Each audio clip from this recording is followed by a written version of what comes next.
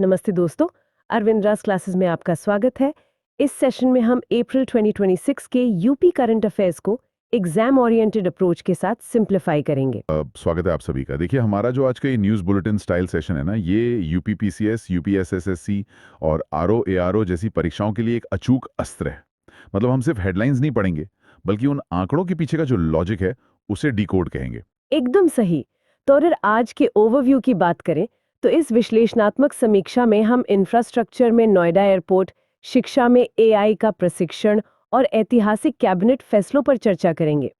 तो चलिए सबसे पहले 7 अप्रैल 2026 के उन ऐतिहासिक कैबिनेट निर्णयों से ही शुरू करते हैं। हाँ, वो बहुत ही क्रूशियल दिन था। मेरा हमेशा से ये मानना रहा है कि एक शिक्षक का मनोबल सीधे तौर पर राज्य के भविष्य से जुड़ा होता है।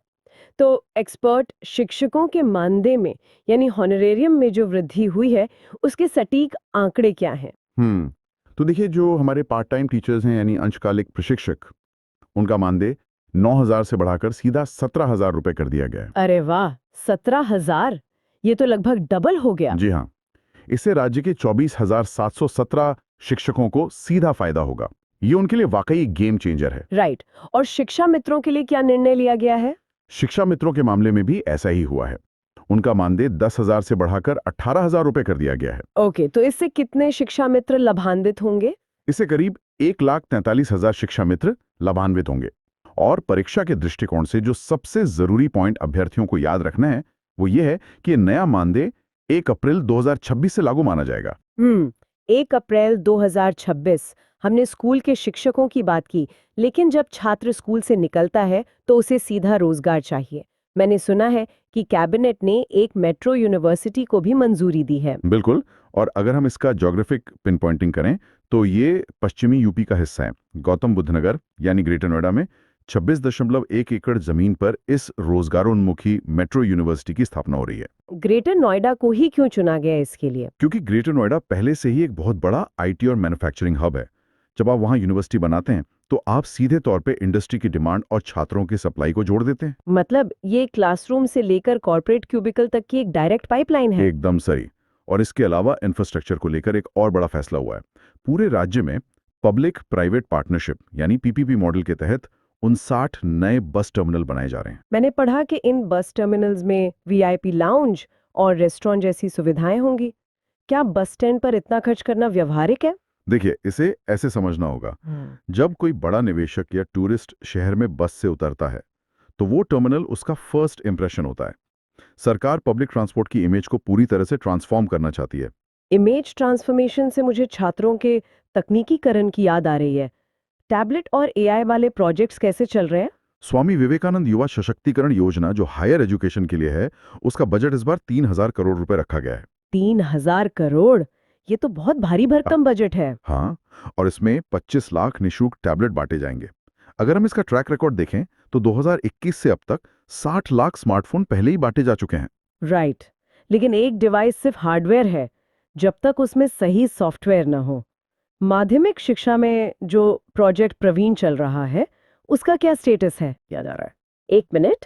अनिवार्य प्रशिक्षण, ये किन छात्रों के लिए है? ये कक्षा 9 से 12 के छात्रों के लिए है, जो राज्य के 1200 सरकारी वोकेशनल स्कूल्स यानी व्यावसायिक विद्यालयों में पढ़ते हैं। सरकारी स्कूलों के 9वीं के बच्चों को एआई पढ़ाना, ये कैसे काम करेगा? शैक्षणिक सत्र 2026-27 से एआई फॉर ऑल के तहत 4 घंटे का एक विशेष मॉड्यूल अनिवार्य कर दिया गया है। ये उस 210 घंटे के आईटी और हेल्थ केयर कौशल प्रशिक्षण का ही विस्तार है, जो पहले से चल रहा था। वाओ! ये बहुत प्रोग्रेसिव सोच है।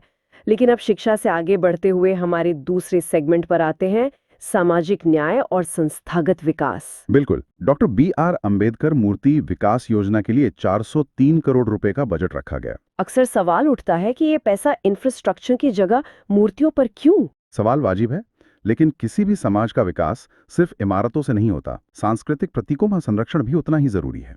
तो इस योजना का स्ट्रक्चर क्या है? इसमें प्रति विधानसभा 1 करोड़ रुपए का आवंटन किया गया है।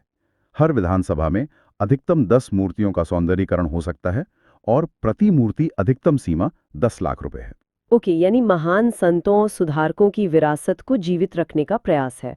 और अगर जमीनी स्तर पर कल्याणकारी योजनाओं की बात करें, तो अटल आवासीय विद्यालयों का प्रदर्शन कैसा रहा? उनका प्रदर्शन शानदार रहा है। प्रथम सीबीएसई 10वीं बोर्ड परीक्षा में उनकी सफलता दर 93.15% रही है। 93%? हाँ वो भी पंजीकृत श्रमिकों के बच्चों की? जी हाँ, ये बच्चे 6 से 14 वर्ष के हैं जिन्हें निःशुल्क आवासीय शिक्षा मिल रही है। और अगर हम पूर्वी यूपी की बात करें, खासकर वाराणसी और प्रयागराज की, तो वहाँ सफलता दर 100% रही है। 100%? एक भी बच्चा फेल नहीं हुआ। ये तो इस सेशन की सबसे शानदार खबरों में से एक है। वाकई मानव पूंजी का निर्माण तो हो रहा है, लेकिन संस्थागत विकास के क्या अपडेट्स हैं? स्वास्थ्य के क्षेत्र में लखनऊ में कोई नया केंद्र खुला है? हाँ, मध्य यूपी के लखनऊ में SGPGIMS के परिसर में state health systems resource centre यानी राज्य स्वास्थ्य प्रणाली संसाधन केंद्र का उद्घाटन हुआ है। SHSRC UP.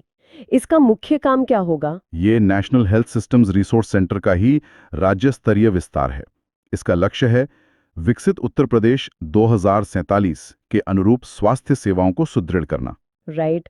और संस्थाओं की बात करें तो पश्चिमी यूपी के सहारनपुर में स्थित पोस्टल ट्रेनिंग सेंटर ने भी तो एक माइलस्टोन छुआ है ना? बिल्कुल। 2 अप्रैल 2026 को इस डाक प्रशिक्षण केंद्र ने अपनी रजत जयंती यानी 75 वर्ष पूरे कर लिए हैं। अच्छा, इसकी स्थापना कब हुई थी? इसकी स्थापना 2 अप्रैल 1951 को हुई थी और इसी उपलक्ष्य में नई दिल्ली में केंद्रीय संचार मंत्री द्वारा एक स्मारक डाक टिकट भी जारी किया गया है। चलिए, संस्थाओं की बात हो गई।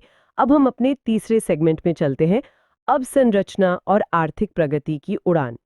नोएडा एयरपोर्ट के बारे में बात करते हैं। ये तो यूपी का फ्लैगशिप प्रोजेक्ट है। 28 मार्च 2026 को इसके प्रथम चरण का उद्घाटन होने वाला है। मैंने सुना है इसमें 11,200 करोड़ का निवेश हुआ है पीपीपी मॉडल पर।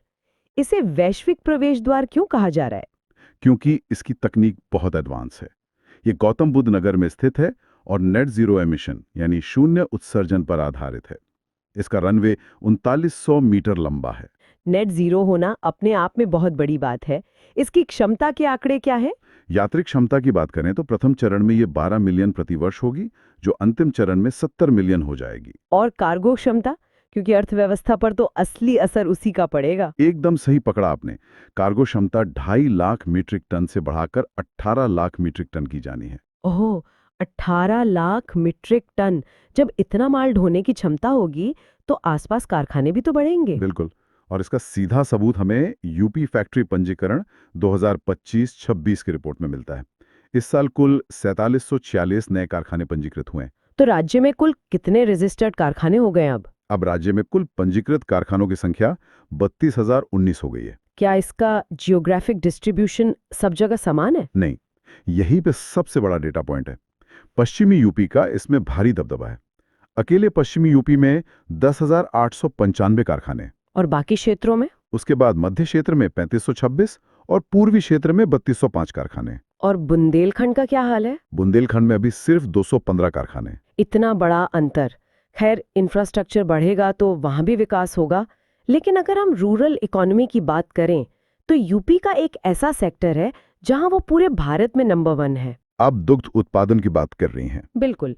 इस सेक्टर में यूपी का एकाधिकार कैसे हुआ? देखिए, 2016-17 में ये आंकड़ा 277 लाख मीट्रिक टन था, लेकिन 2024-25 में ये 3880 लाख मीट्रिक टन के पार चला गया है। मतलब सीधा 40% की वृद्धि। जी हाँ।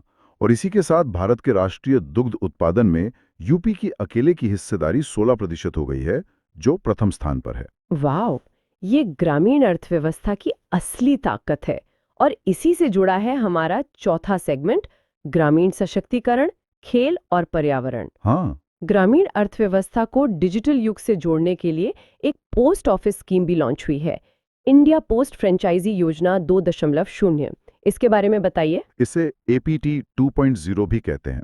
इसे लखनऊ डाक मंडल ने लॉन्च किया है, खासकर डाक सेवा से वंचित क्षेत्रों के लिए। इसमें फ्रेंचाइजी लेने की पात्रता क्या है? कोई भी स्थानीय व्यक्ति जिसकी न्यूनतम आयु 18 वर्ष हो और जो 10वीं पास हो, वो इसके लिए पात्र है। और उन्हें सेवाएं क्या देनी होंगी? उन्हें कुरियर, पार्सल और डिजिटल भुगतान जैसी सेवाएं देनी होंगी। और ये पूरी तरह से कमीशन आधारित आय का मॉडल है, जिसमें रियल टाइम सेटलमेंट होता है। बहुत ही स्मार्ट मॉडल है। अच्छा, ग्रामीण सशक्तिकरण से अब खेलों की तरफ आते हैं। हाँ, पूर्वी यूपी के गोरखपुर की शिक्षिका दिव्या सिंह का अचीवमेंट तो बहुत ही अमेजिंग है। वाकई 28 वर्षीय दिव्या सिंह ने 14 दिनों में साइकिल से माउंट एवरेस्ट बेस कैंप की यात्रा पूरी की है। जो कि 17,560 फीट की ऊंचाई पर है। जी, और ऐसा करने वाली वो पहली भारतीय महिला और विश्व की दूसरी महिला बन गई हैं। ये बहुत बड़ी प्रेरणा है युवाओं के लिए। और ऐसे ही टैलेंट को तराशने के लिए राजधानी में सांसद खेल महाकुंभ का भी आयोजन हुआ ना? हाँ, केडी सिंह बाबू स्टेडियम लखनऊ में इसका तीसरा संस्करण आयोजित हुआ। रक्षा मंत्री राजनाथ सिंह ने इसका उद्घाटन किया। इसका फोकस क्या था? इसका मुख्य उद्देश्य ग्रामीण खेलों और प्राइड एंड क्राफ्ट्समैनशिप को बढ़ावा देना था। लेकिन इन सबके बीच पर्यावरण संरक्षण की क्या स्थिति है? 8 नदी पुनरुद्धार मिशन जो प्रयागराज मंडल में चल रहा है, वो कैसे काम करता है?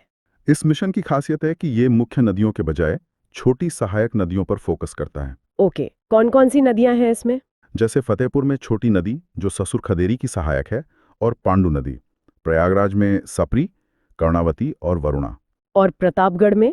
प्रतापगढ़ में सई और रमरोरा नदियों का जीर्णोद्धार किया जा रहा है। ये नदियों की बात हुई। शहरों के वेस्ट मैनेजमेंट का क्या हाल है? लखनऊ ने इसमें एक मिसाल कायम की है।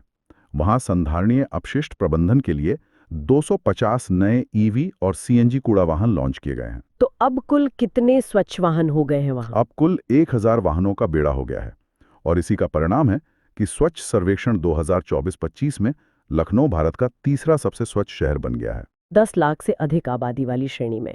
राइट। जी। और एक और बड़ी बात, लखनऊ यूपी का पहला 7 स्टार गार्बेज फ्री सिटी यानी जीएफसी बन गया। 7 स्टार रेटिंग, ये तो ग्लोबल इन्वेस्टर्स को बहुत अच्छा संदेश देगा। इसी से जुड़ा है हमारा 5वां सेगमेंट, वैश्विक सम्मेलन और ऐतिहासिक खोज।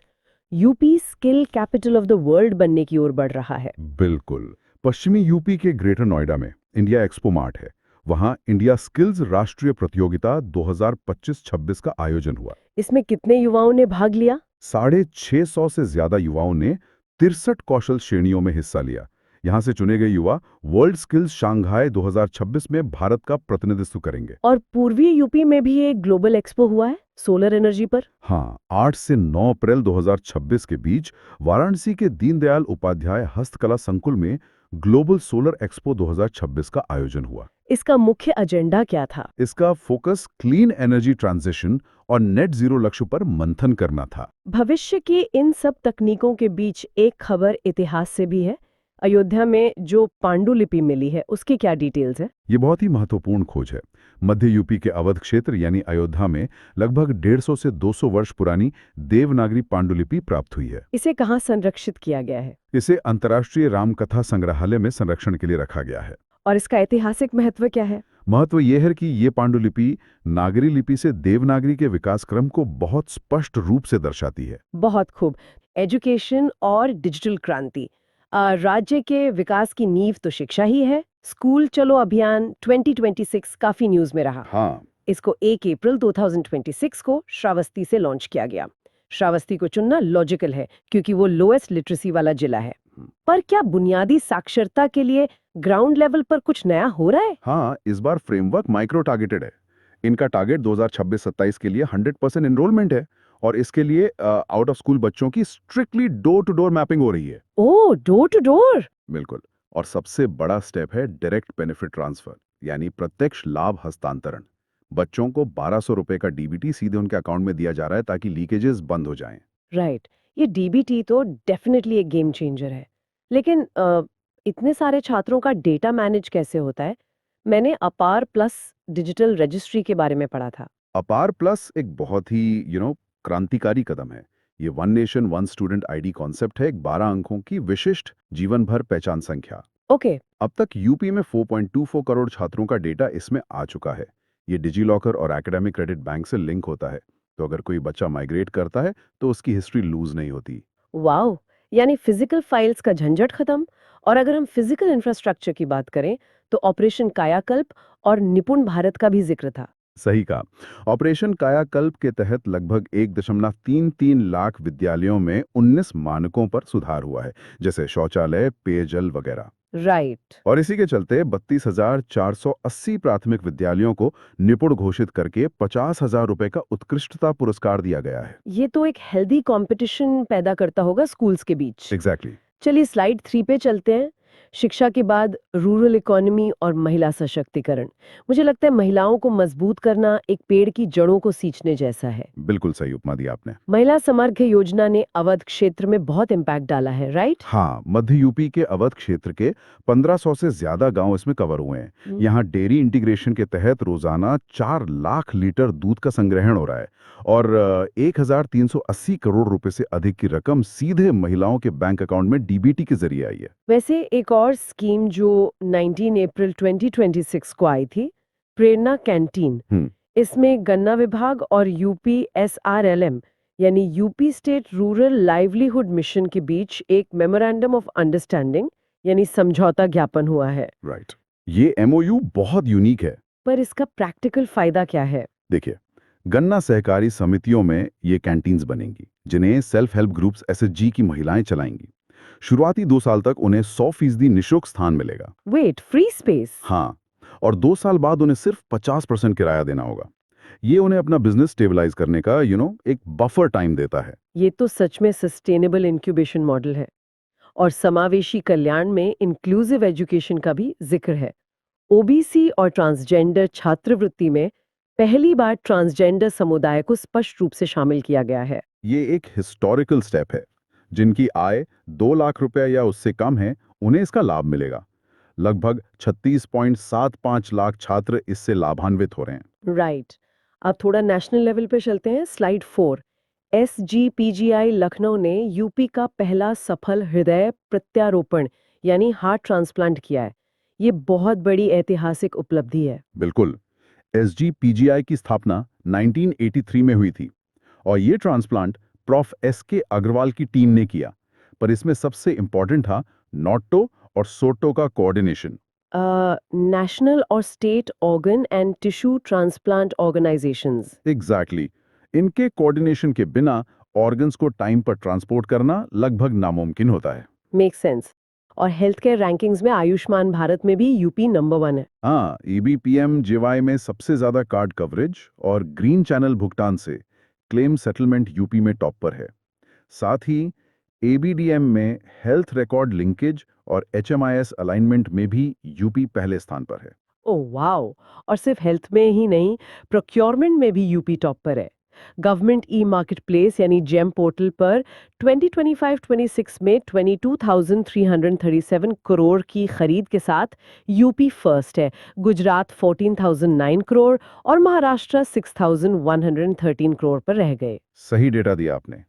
और पीएम सूर्य घर योजना में भी यूपी ने 4.8 लाख से ज्यादा इंस्टॉलेशंस के साथ केरला और गुजरात को पीछे छोड़ दिया है। ग्रेट। चलिए अब स्लाइड 5 अवसंरचना और एक्सप्रेसवेज की बात करते हैं। गंगा एक्सप्रेसवे का उद्घाटन हुआ है, 594 किलोमीटर लंबा। राइट। ये 6 लेन का एक्सप्रेसवे मेरठ से प्रयागराज तक 12 जिलों से गुजर रहा है। इससे यात्रा का समय 12 घंटे से सीधा 6 घंटे हो जाएगा। और इसमें शाहजहांपुर में वायुसेना के लिए 3.5 किलोमीटर लंबी आपातकालीन हवाई पट्टी भी बनाई गई है, बिल्कुल। फाइटर जेट्स के लिए। बिल्कुल, ये भारत का दूसरा सबसे लंबा एक्सप्रेसवे बनेगा पूर्ण होने पर। साथ ही पश्चिमी यूपी में नोएडा इंटरनेशनल एयरपोर्ट यानी जेवर एयरपोर्ट को BCS bureau of civil aviation security से एरोड्रोम सेफ्टी प्लान की मंजूरी मिल गई है। ये फ्यूचर में आरआरटीएस यानी रैपिड रेल से भी जुड़ेगा। अब अगर हम स्लाइड 6 पर आएं तो एक्सप्रेसवेज के आसपास इंडस्ट्रियल कॉरिडोर्स भी डेवलप हो रहे हैं। हाँ, जैसे संभल में गंगा एक्सप्रेसवे के पास। हाँ, संभल में 650 एकड़ में एकीकृत विनिर्माण और लॉजिस्टिक्स हब बन रहा है, जिसका फोकस एमएसएमई, हस्तशिल्प, विशेषकर हड्डी और सींग कला पर होगा। राइट। और बुंदेलखंड क्षेत्र के ललितपुर में 2000 करोड़ रुपए के निवेश से बल्क ड्रग पार्क बन रहा है। वहां एपीआईज इंपोर्ट पर निर्भरता कम करने के लिए लेटर ऑफ कंफर्ट भी जारी किया गया है। देखिए, लोकल इंडस्ट्रीज पर ग्लोबल घटनाओं का बड़ा असर पड़ता है, जैसे फिरोजाबाद की सुहाग नगरी। ओ हाँ, कांच उद्योग। मिडिल ईस्ट संघर्ष की वजह से वहां प्राकृतिक गैस की आपूर्ति में 20% कटौती हुई, जिससे 25 से 40% उत्पादन की हानि हुई है। यही तो ग्लोबल कनेक्टिविटी का साइड इफेक्ट है।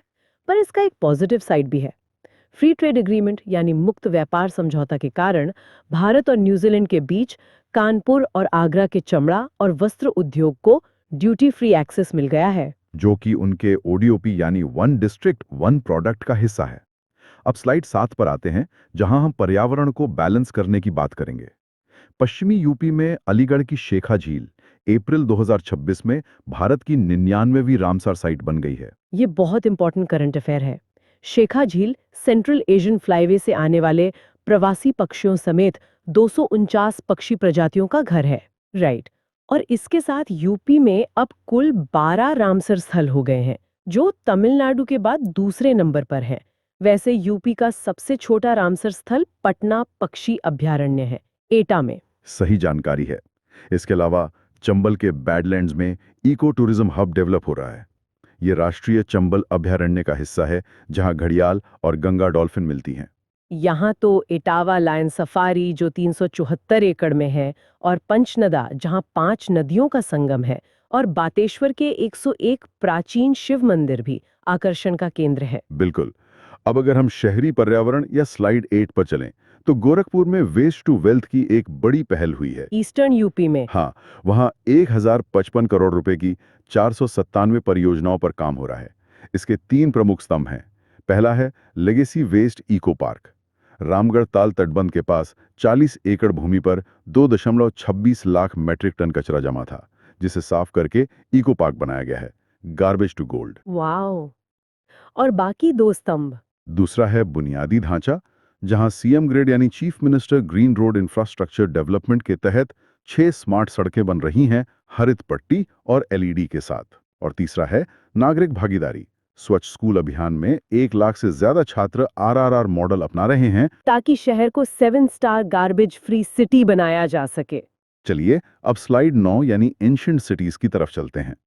सीतापुर जिले अवध क्षेत्र में नैमिषारण्य का आध्यात्मिक कायाकल्प हो रहा है। राइट। वेदारण्यम परियोजना के तहत 14 करोड़ रुपए का बजट दिया गया है। इसे एक वैदिक वन और आध्यात्मिक औद्योगिक केंद्र बनाया जाएगा। इसमें एक स्मार्ट कॉरिडोर भी है, जो मां ललिता देवी मंदिर, चक्र तीर्थ और दधीची कुंड को जोड़ेगा। पर मुझे सबसे इंटरेस्टिंग इनके 4 वैदिक जोन्स लगे। हाँ, ये टाउन प्लानिंग का नया रूप है।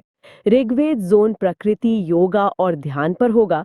यजुर्वेद जोन नियम और अनुष्ठान पर, और वैदिक विज्ञान केंद्र होगा। अब स्लाइड 10 पर टेक्नोलॉजी और पुलिस आधुनिकीकरण की बात करते हैं।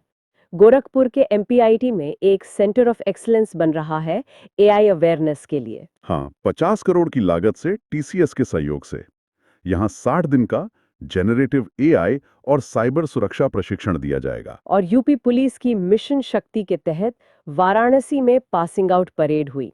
इसमें 491 महिला कांस्टेबल शामिल हुईं। इनका लक्ष्य 20% महिला प्रतिनिधित्व का है। साथ ही गोरखपुर में टेलीकॉम विंग में 936 नए कर्मी शामिल हुए हैं, जो डायलर 112 और साइबर सुरक्षा देखेंगे। और इसी डिफेंस हिस्ट्री सेक्शन में लखनऊ में स्मृतिका वॉर मेमोरियल का उद्घाटन हुआ। यहाँ लेजर और साउंड शो के जरिए 1947, 1962, 1965 और 1971 के युद्धों का प्रदर्शन किया जाएगा। ये सच में एक इमोशनल ट्रिब्यूट है। अब स्लाइड 11 सम्मेलन और रैंकिंग्स। लखनऊ के इंदिरा गांधी प्रतिष्ठान में पोल्ट्री कॉन्क्लेव 2026 हुआ। राइट।